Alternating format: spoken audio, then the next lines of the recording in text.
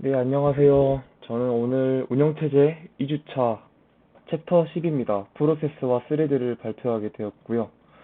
어, 우선 이번 챕터의 목표를 좀 말씀드리자면 간단하게 프로세스 제어 블록이란 게 무엇인지, 그리고 문맥 교환이란 게 무엇인지 정의와 과정을 학습할 거고요. 그리고 프로세스가 메모리에 배치되는 과정, 동작 과정을 좀 학습할 거고요.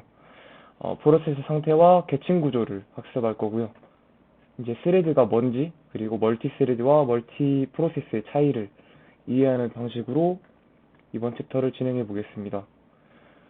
자, 먼저 프로세스의 개요입니다. 이제 저번 시간에 제가 그러니까 운영체제가 동작하는 과정이 끊임없는 프로세스 교체를 통해서 이루어진다라고 말씀을 드렸었는데요. 이제 그걸 알기 위해선 프로세스가 뭔지 알아야겠죠. 그래서 프로세스란 보조 기억 장치에 저장된 프로그램, 지금은 저장만 된 상태고 이게 메모리에 적재가 되어야만 실행이 됩니다. 그래서 이렇게 저장된 프로그램이 메모리에 적재되고 실행되면 그 프로그램을 바로 프로세스라고 부릅니다. 그래서 즉 한마디로 프로세스는 실행 중인 프로그램을 말합니다. 이런 프로세스의 종류는 어, 크게 두 가지 또는 세 가지 정도로 나누어지는데요. 일단 크게 보면 두 가지라고 할 수 있습니다. 먼저 포그라운드 프로세스.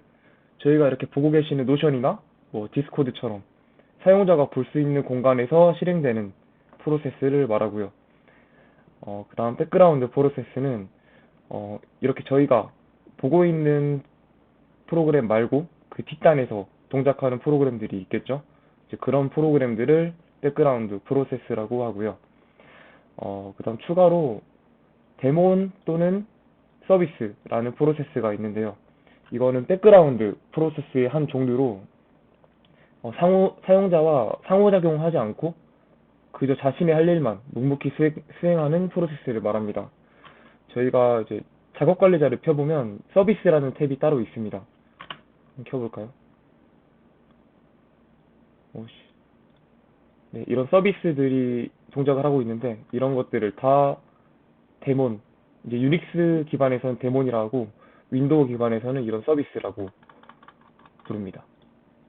이런 게 있다는 것만 알아주시면 될 것 같고, 그 다음 프로세스 제어 블록이라는 개념이 나옵니다. 줄여서 PCB라고 하고요. 어, 이런 제어 블록은 운영체제가 특별한 프로세스를 식별할 수 있도록 식별에 필요한 정보를 저장하는 자료 구조입니다. 이거는 프로세스가 만들어질 때는 같이 만들어지고, 프로세스의 실행이 끝난다면 폐기됩니다. 그리고 메모리의 커널 영역에 생성이 되고요. 이런 자료 구조를 왜 만들었냐? 이거의 목적을 살펴보면 우선은 배경이 있습니다. 프로세스는 실행을 위해서 CPU 자원이 필요하다고 했습니다. 하지만 이런 자원은 한정되어 있어서 프로세스끼리 너 썼다가 나 썼다가 이런 식으로 돌아가면서 사용을 해야 합니다. 이렇게 빠르게 번갈아 가면서 수행되는 프로세스의 순서를 관리하고 CPU를 비롯한 자원들을 배분하는 데 사용하는 것이 바로 이런 제어 블록입니다. 바로 PCB입니다. 그러면 이제 이런 걸 관리하려면 어떤 정보들이 필요할지 한번 알아보겠습니다. 프로세스 제어 블록에 저장되는 정보로는 1, 2, 3, 4, 5, 6, 일단 책에서는 6가지를 소개해 놓았는데 그 외에도 더 많은 정보들이 들어가 있을 겁니다. 자, 먼저 프로세스 ID, 줄여서 PID라고 하고요. 프로세스를 각각을 식별하기 위한 고유 번호입니다. 다음 레지스터 값, 자신의 실행 차례가 돌아올 때까지 이전에 사용한 레지스터의 중간값들을 복원해야 합니다. 따라서 프로세스가 실행하며 사용했던 프로그램 카운터를 비롯한 레지스터 값들이 저장됩니다. 말이 조금 어렵게 적힌 것 같은데, 그러니까 프로세스가 왔다 갔다 하면서 이제 자신의 차례가 아닐 때는 저장을 시켜 놓아야 되기 때문에 그런 저장 값들이라고 생각하면 될 것 같습니다. 다음 프로세스 상태입니다. 이따가 하단부에서 좀 더 자세하게 다루긴 할 건데 그런 프로세스들의 몇 가지 상태가 있습니다. 그 상태들을 기록하는 것이 네, 그 상태들이 저장이 되고요. 여기 이 상태에는 뭐 입출력 장치 사용을 위한 대기 상태, 그리고 CPU 사용을 위한 대기 상태, CPU 이용 상태 등 다양한 상태들이 있는데 이따 아래서 한 번 더 자세히 다루겠습니다. 다음 CPU 스케줄링 정보입니다. 프로세스가 언제 어떤 순서로 CPU 할당을 받을지에 대한 정보가 저장됩니다. 다음 메모리 관리 정보입니다. 프로세스마다 메모리에 적재되는 위치가 다르겠죠? 그래서 어느 주소에 적재되어 있는지, 저장되어 있는지 그런 정보들이 들어있고요. 예시로 이런 게 있고, 사용한 파일과 입출력 장치 목록이 기록된다고 합니다.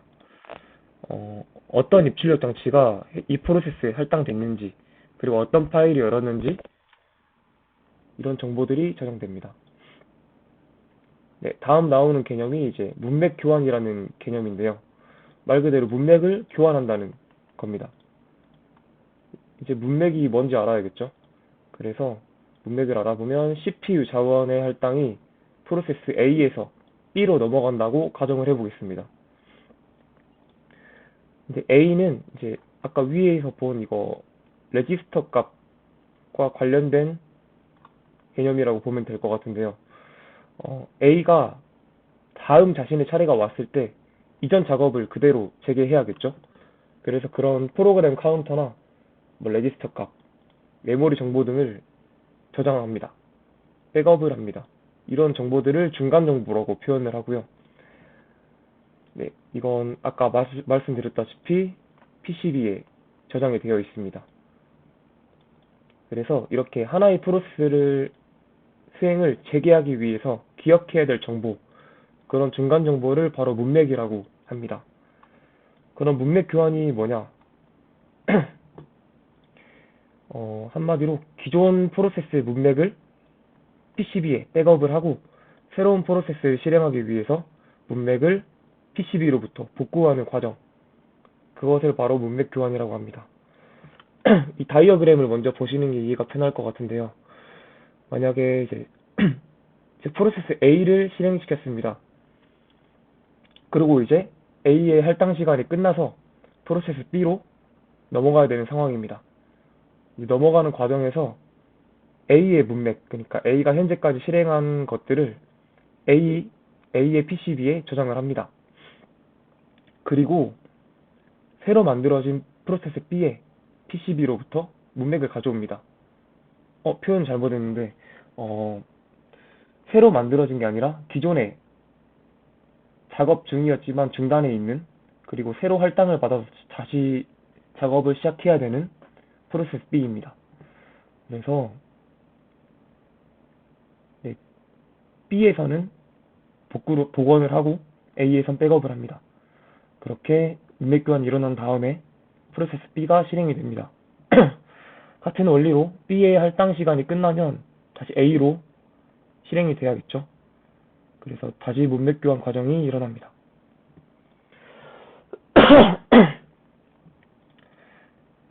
네, 이러한 프로세스들은 이렇게 끊임없이 문맥 교환을 번갈아 가면서 수행을 하면서 마치 동시에 실행되는 것처럼 보이게끔 표현을 합니다.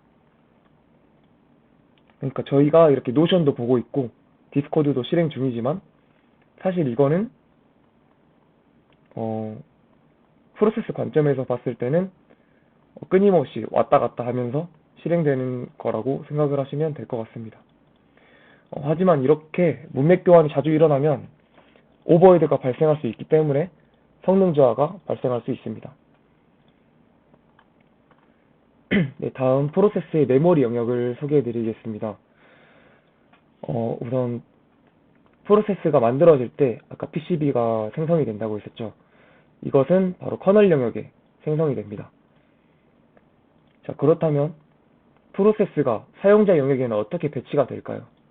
이제 그걸 알아보는 게 이쪽 파트입니다. 일단 하나의 프로세스는 크게 4가지 영역으로 나뉘게 되는데요. 코드 영역, 데이터 영역, 힙 영역, 스택 영역으로 나뉘게 됩니다. 이렇게 다이어그램을 보시다시피 코드 영역과 데이터 영역, 힙 영역은 이렇게 코드 영역과 데이터 영역은 이렇게 고정이 되어 있는 반면 힙 영역과 스택 영역은 이렇게 화살표로 표시가 되어 있죠. 런타임 시의 크기가 결정된다는 동적 영역이란 걸 말하고 있습니다. 아래에서 좀 더 자세히 설명드리겠습니다. 자, 먼저 코드 영역입니다.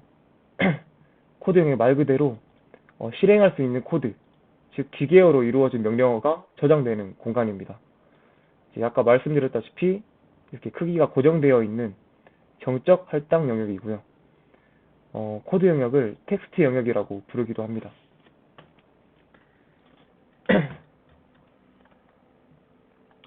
그리고 특징이 데이터가 아닌 CPU가 실행할 명령어가 되어 저장되기 때문에 읽기 전용입니다.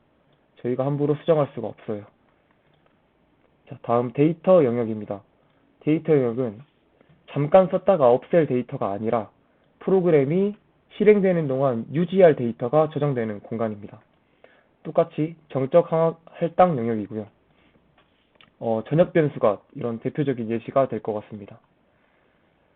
자, 다음 힙 영역입니다.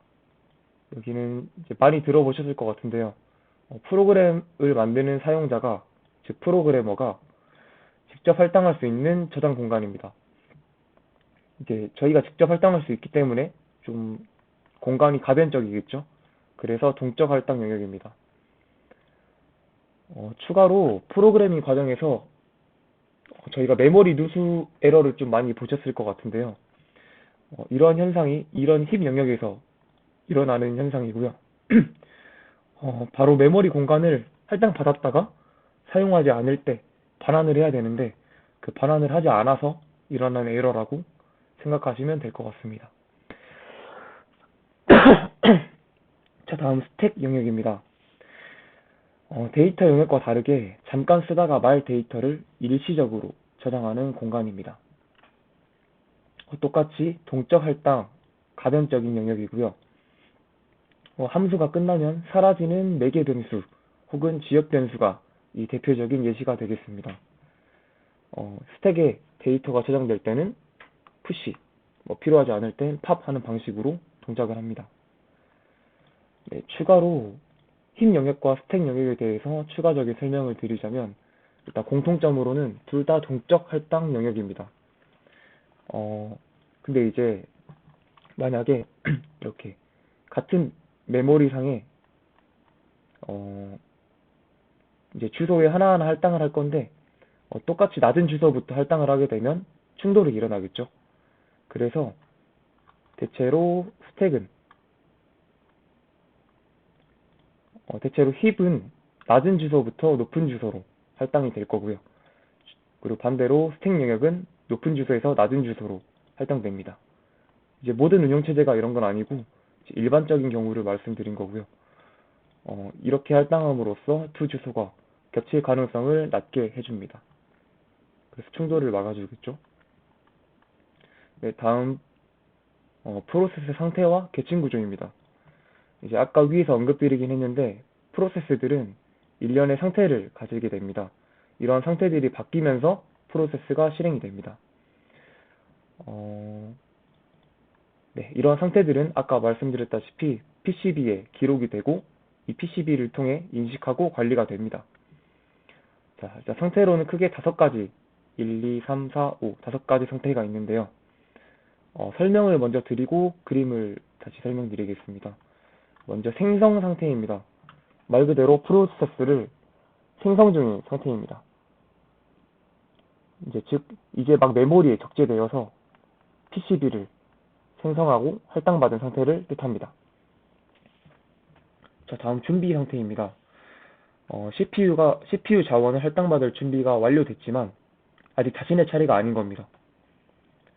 그래서 아직 사용하는 단계는 아니고 할당을 받기를 준비하는 상태다라고 생각하시면 될 것 같고, 다음 실행 상태입니다. 이제 준비 상태에서 할당을 받아서 실행 중인 상태가 된 겁니다. 그래서 특징으로는 할당받은 시간 동안만 CPU를 사용할 수 있고 할당된 시간이 모두 끝나면 다시 준비 상태로 돌아갑니다. 네, 대기 상태로 가는 게 아니라 준비 상태로 돌아갑니다. 자, 다음 대기 상태입니다. 이런 실행 상태에 있는 프로세스가 이제 입출력 장치를 사용했을 때, 즉 인터럽트가 발생했을 때 그 입출력 장치의 작업을 기다리는 상태입니다. 일반적으로 이런 입출력 장치의 작업은 비교적 오래 걸리기 때문에 이렇게 일정 시간 기다려주는 작업이 필요합니다. 이렇게 입출력 장치가 입출력을 끝낼 때까지 대기 중인 상태를 바로 대기 상태라고 표현을 하고요. 입출력이 완료가 되면 다시 실행 상태로 돌아가는 게 아니라 또 준비 상태로 돌아가게 됩니다. 자, 마지막 종료 상태입니다. 이거는 완료 상태라고 부르기도 하는데요. 말 그대로 프로세스가 종료된 상태입니다. 이때 운영체제는 PCB, 아까 생성 단계 때 만들었던 PCB와 프로세스가 사용한 메모리를 정리하는 과정이 들어갑니다. 자, 그걸 다시 이 다이어그램을 설명드리자면, 먼저 생성 상태에서 PCB가 만들어집니다. 그리고 준비 상태로 들어갑니다. 이런 준비 상태에 있다가 자신의 차례가 되어서 CPU를 할당받습니다.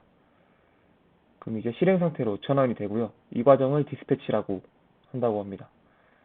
그래서 실행 상태에 있다가 만약에 입출력 요청이 들어왔습니다. 그러면 대기 상태로 들어갑니다.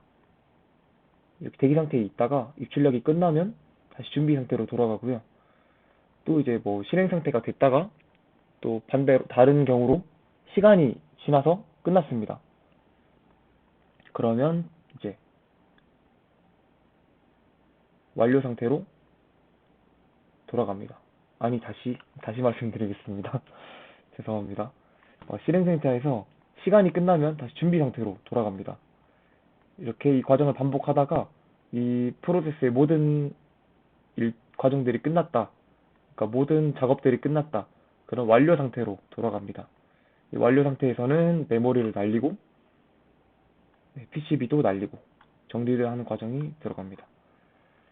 이렇게 프로세스가 이런 식으로 동작을 하고요. 다음 프로세스 계층 구조를 설명을 드리겠습니다. 이거는 그냥 트리라고 생각을 하시면 이해가 빠르실 것 같아서 말씀을 드립니다. 프로세스는 자신이 실행하다가 시스템 호출을 통해서 다른 프로세스를 생성할 수 있습니다. 우선 시스템 콜을 다시 한번 설명드리자면, 프로세스에서 자원을 이용하거나 아니면 커널 영역단에서 좀 작업이 필요할 때 이런 시스템 호출하는 함수 혹은 프로그램을 시스템 콜이라고 표현을 하고요.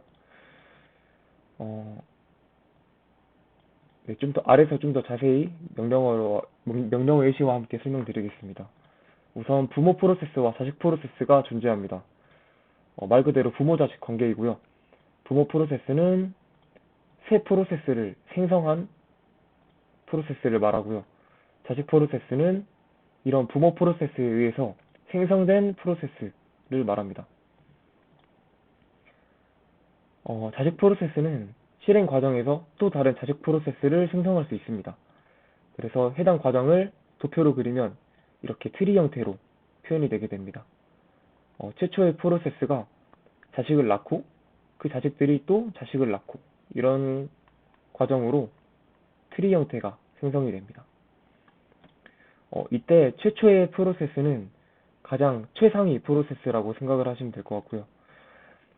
유닉스에서는 init, 리눅스에서는 시스템드, 맥에서는 런치드 같은 게 최상위 프로세스이고요. 윈도우도 존재합니다.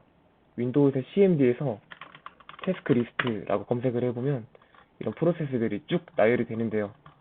그 중에 제일 위쪽에 있는 시스템이라는 프로세스가 바로 윈도우에서의 최초의 프로세스입니다. 네, 이런 프로세스들이 자식을 낳는 과정, 그러니까 어떻게 생겨나 한번 알아보면, 우선 부모 프로세스에서 포크라는 시스템 콜을 통해서 자신의 복사본을 생성합니다. 그리고 자식 프로세스에서는 이 복사본의 내용이 똑같으면 안 되기 때문에 자신의 메모리 공간을 다른 프로그램으로 교체하는 방식으로 네, 이런 식으로 복제 및 생성이 됩니다. 이제 하나씩 다시 살펴보면, 포크라는 시스템 콜은, 자기 자신을 복제하고, 부모 프로세스의 자원, 메모리 내용, 열린 파일 목록, 이런 것들을 상속해 줍니다. 하지만 복제했다고 해서 이렇게 고유한 PID나 메모리 주소까지 같지는 않습니다. 다음, execute 명령어는, 그러니까 시스템 호출은 코드 영역과 데이터 영역이 실행한 프로그램으로 바뀌고 힙과 스택 영역은 초기화하는 이런 명령어를 말합니다. 그러니까 자기 자신의 메모리 공간을 새로운 프로그램을 대체하는 겁니다. 네, 이렇게 복제하고 바꾸고 복제하고 바꾸고 하는 방식으로 자식 프로세스를 생성합니다. 자, 마지막 분할 챕터로 10-3 스레드를 설명해 드리겠습니다. 자, 우선 스레드란 무엇이냐? 프로세스를 구성하는 실행의 흐름 단위입니다. 이따가 그림으로 좀 더 자세히 알아볼 거긴 한데요. 우선 하나의 프로세스는 여러 개의 스레드를 가질 수 있습니다. 이러한 스레드를 활용하면 하나의 프로세스에서 여러 부분을 동시에 실행할 수 있습니다. 이 그림으로 좀 말씀을 드리자면 이렇게 크롬 브라우저라는 프로세스가 있습니다. 만약에 스레드가 없다면 이렇게 브라우저 프로세스 따로, 뭐 UI 뿌려주는 프로세스 따로, 네트워크 관리하는 프로세스 따로 이런 식으로 관리를 했을 건데요. 현대에는 스레드라는 개념이 나왔기 때문에 이 하나의 프로세스 안에서 이렇게 UI 스레드, 네트워크 스레드, 스토리지 스레드 이런 식으로 여러 작업들을 동시에 실행을 해줄 수 있는 겁니다. 그리고 스레드의 장점을 미리 좀 말씀드리자면 이렇게 프로세스를 각각 실행할 때는 자원을 공유할 수가 없습니다. 이제 각각 할당이 되기 때문에 이게 스레드를 활용하면 하나의 프로세스에서 작업이 수행되기 때문에 이 할당된 자원들을 공유할 수 있다는 장점이 있습니다. 그래서 작업과 작업 간에 이제 좀 작업 내용들을 공유하기 좀 더 용이하겠죠? 네, 다음 프로세스와 스레드를 좀 더 자세히 알아보겠습니다. 우선 프로세스는 크게 단일 스레드 프로세스, 멀티 스레드 프로세스로도 구분을 해볼 수 있는데요. 우선 단일 스레드 먼저 말씀드리면 전통적인 관점의 프로세스를 말합니다. 이제 하나의 프로세스가 하나의 일만 처리한다는 것을 말하고요. 네, 즉 프로세스의 실행 흐름 단위 스레드가 1프로세스 1스레드라는 말입니다. 네, 다음 멀티 스레드 프로세스는 하나의 프로세스가 여러 일을 동시에 처리할 수 있는 겁니다. 위의 그림과 같은 예시입니다. 즉 프로세스를 구성하는 여러 명령어를 통해서 동시에 실행할 수 있습니다. 네, 이러한 스레드는 또 구성 요소가 있습니다. 스레드 아이디가 필요할 거고요. 이전 작업 내용을 저장하는 이런 레지스터 값들이 필요할 거고요. 그리고 스택으로 구성이 되어 있습니다. 이건 좀 더 자세히 이따가 아래서 설명드리겠습니다. 먼저 스레드의 특징입니다. 스레드의 구성 요소와 같이 각각의 레지스터 값과 스택을 가지고 있어서 스레드마다 각기 다른 코드를 실행할 수 있습니다. 실행에 필요한 최소한의 정보, 그러니까 이런 값들과 스택만을 유지한 채 프로세스 자원을 공유하면서 실행이 됩니다. 그러니까 이렇게 스택 영역은 각각 존재하지만 코드 데이터 힙 영역은 이렇게 서로 공유를 한다는 말입니다. 네, 그림을 간단하게 이해하시면 좋을 것 같습니다. 네, 마지막 멀티 스레드와 멀티 프로세스입니다. 멀티 프로세스는 이제 여러 프로세스를 동시에 실행하는 겁니다. 아까 말씀드렸던 예제와 같이 하나 이렇게 프로세스를 여러 개 실행하는 거고요. 멀티 스레드는 한 프로세스 내에서 여러 스레드로 프로세스를 동시에 실행하는 겁니다. 그러니까 한 프로세스 내에서 실행된다는 게 특징입니다. 이러한 멀티 프로세스와 멀티 스레드를 비교하면 세 가지 측면에서 차이가 있는데요. 먼저 자원 공유 측면에서 비교를 해보면 프로세스끼리는 자원 공유를 하지 않습니다. 이제 각각 할당이 되어 있기 때문에. 반면 스레드끼리는 같은 프로세스 안에서 실행이 되기 때문에 아까 말했던 코드, 힙, 데이터 영역이 이렇게 공유가 되는 것을 확인할 수 있습니다. 이런 차이가 있고요. 두 번째, 메모리 측면에서는 프로세스를 포크했을 때 자원 복제 후에 메모리 적재가 된다고 했었죠. 아까 프로세스 복제할 때.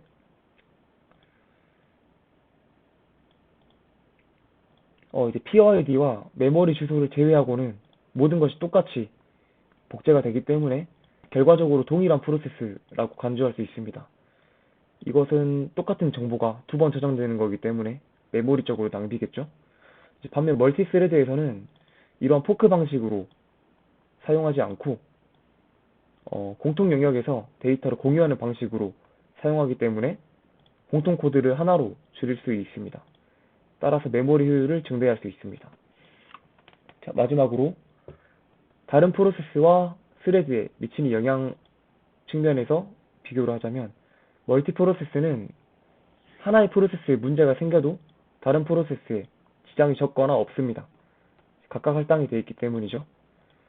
반면 멀티스레드는 이제 하나의 프로세스에서 자원을 공유한다고 했었죠. 그래서 하나의 스레드에서 문제가 생기면 다른 스레드에도 영향을 줄 수 있습니다. 네, 여기까지 이제 멀티 프로세스, 멀티 스레드까지 설명을 드렸습니다. 네, 여기까지 오늘 발표가 좀 지체가 됐는데 이상으로 발표 마치겠습니다. 감사합니다.